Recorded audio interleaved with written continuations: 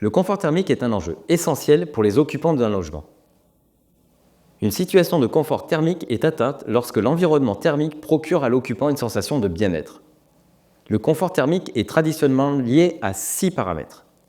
Le métabolisme, l'habillement, la température ambiante de l'air, l'humidité relative de l'air, la quantité maximale d'eau contenue dans la même température, ainsi que pour finir, la vitesse de l'air.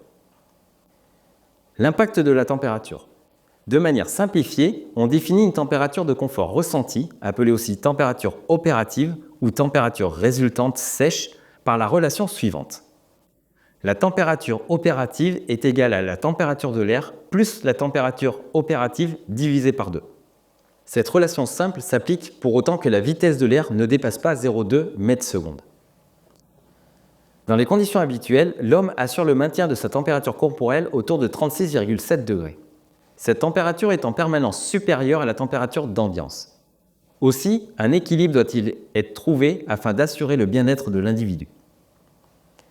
La figure ci-dessous, que vous retrouverez en dessous du cours, considère le sentiment de confort thermique exprimé par les sujets eux-mêmes. Il s'agit de pourcentages prévisibles d'insatisfaits, exprimés sur l'axe vertical par des personnes au repos, en position assise ou pour des personnes effectuant un travail léger, travail de bureau. Vous retrouverez un graphique avec le sentiment de confort thermique chez les individus. Il est impossible de définir une température qui convienne à tous. Il reste, dans les meilleurs des cas, 5% d'insatisfaits. Il est intéressant de constater que la courbe des sujets au repos est centrée sur 26 degrés Celsius et qu'il est plus resserré. Ces personnes sont plus sensibles à des faibles variations de température. La courbe représentant le travail léger glisse vers les basses températures. Les personnes ayant plus de chaleur à perdre préfèrent des températures plus basses. La diffusion de chaleur entre les individus et l'ambiance s'effectue selon divers mécanismes.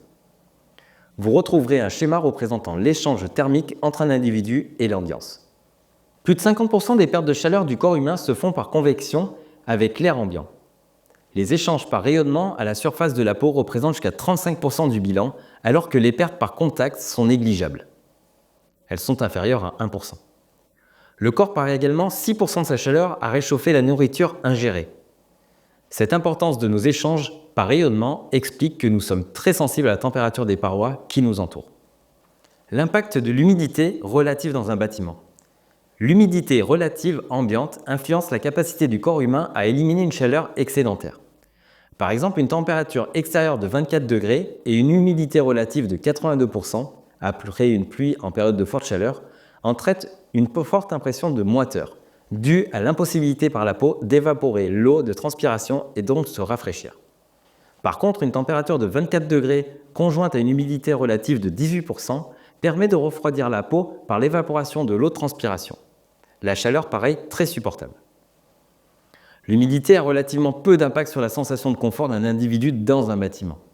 Ainsi, un individu peut difficilement ressentir s'il fait 40% ou 60% d'humidité relative dans son bureau. Toutefois, il est moins coûteux de chauffer un air sec qu'un air humide. De manière générale, l'inconfort n'apparaît que lorsque l'humidité relative est inférieure à 30% et qu'elle est supérieure à 70%.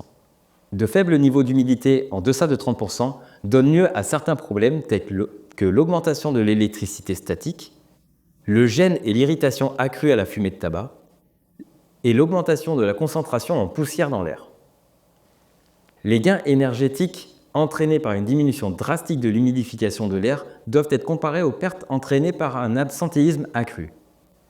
De hauts niveaux d'humidité, au-delà de 70%, donnent lieu à une croissance microbienne importante et à des condensations sur les surfaces froides.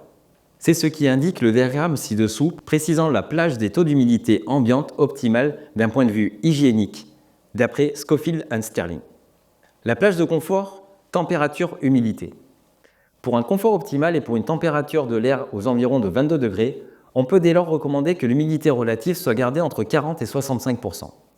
Plus précisément, on peut définir une plage de confort hygrothermique dans le diagramme suivant, que vous retrouverez juste en dessous du cours. Vous retrouverez dans ce diagramme la zone 4 qui représente le polygone de confort hygrothermique. La zone 1 est à éviter vis-à-vis des problèmes de sécheresse. Les zones 1 et 3 sont propices vis-à-vis des développements des bactéries et des micro-champignons, et la zone 3 est propice au développement d'acariens. La vitesse de l'air, et plus précisément la vitesse relative de l'air par rapport à l'individu, est un paramètre à prendre en considération, car elle influence les échanges de chaleur par convection et augmente l'évaporation à la surface de la peau. À l'intérieur des bâtiments, on considère généralement que l'impact sur le confort des occupants est négligeable tant que la vitesse de l'air ne dépasse pas 0,2 mètres par seconde. Le mouvement de l'air abaisse la température du corps, facteur recherché en été mais pouvant être gênant en hiver, comme les courants d'air. Les conditions hivernales. Le tableau suivant détaille cet impact de manière plus précise. Vous retrouvez un tableau juste en dessous du cours qui vous donne des vitesses résiduelles, la réaction et la situation. Par exemple, à 0,13 m/s, la situation est idéale, on a une installation de grand confort. A contrario, quand on a une vitesse qui est entre 0,38 et 0,5 m/s, on a une sensation de déplacement et une installation industrielle. La fourniture d'air frais pour la ventilation d'un local n'entraîne en principe qu'un mouvement très faible de l'air. Par exemple, un local de longueur de 15 mètres, une largeur de 10 mètres et une hauteur de 5 mètres, dont l'air est renouvelé toutes les 10 minutes, soit un taux de renouvellement de 6 par heure, par circulation transversale selon la largeur, on fait un calcul du volume local, c'est-à-dire 10 fois 5 par 15, 750 m3. On a un débit d'air de 750 x 6, soit 4500 m3/heure. La section de déplacement. Elle est indiquée par la surface au sol, donc 10 x 5, 50 m², et la vitesse de l'air qui est de 4500 multipliée par 1/50, ce qui nous donne 90 m/heure, soit 0,025 m/s. Ce calcul sous-entend un déplacement uniforme de l'air dans la pièce, bien sûr.